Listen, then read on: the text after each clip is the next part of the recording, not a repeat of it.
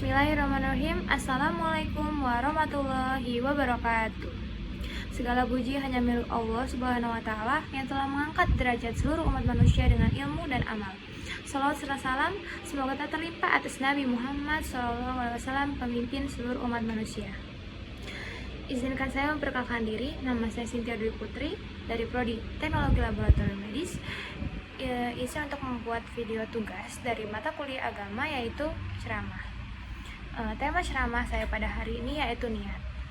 Para hadirin mungkin terdengar sedikit familiar dengan hadis ini, yaitu innamal a'malu binniyat wa innamal likulli imri'in ma nawa, yang artinya setiap perbuatan itu tergantung pada niatnya. Hadis riwayat Bukhari wa Muslim. Nah, seperti yang terdapat pada hadis tersebut, niat juga merupakan tolak ukur suatu amalan. Diterima atau tidaknya suatu amalan tergantung pada niatnya. Niat berhubungan dengan hati seseorang dan sifatnya sangatlah penting. Seseorang bisa mendapat pahala karena niat, dan seseorang juga bisa mendapat dosa karena niatnya. Oke. Niat itu adalah kendaraan yang akan menghantarkan perjalanan dalam menuntut ilmu loh. Seseorang yang hendak menuntut ilmu, hendaknya ia meluruskan niatnya terlebih dahulu.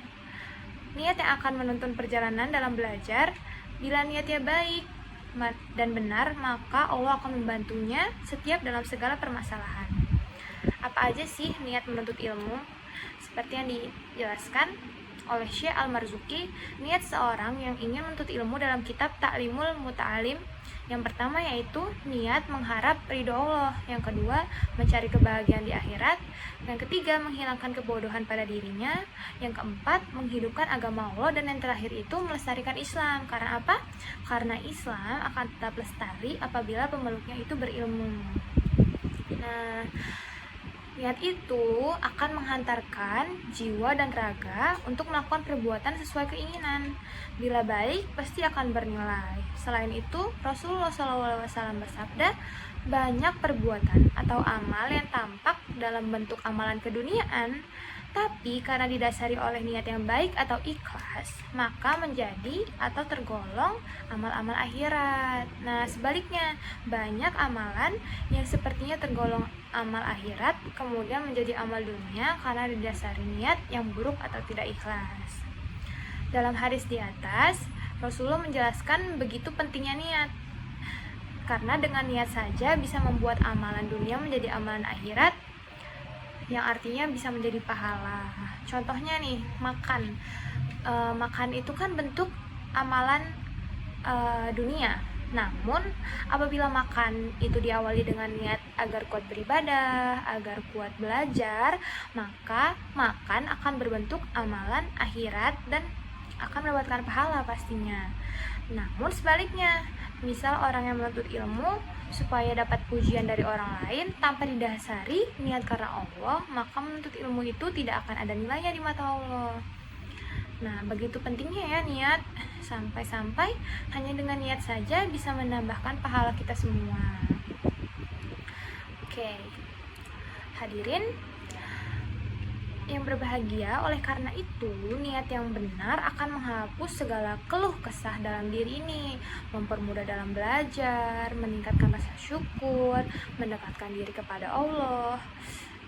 Lalu Allah akan mendatangkan segala jawaban dari arah yang tidak terduga.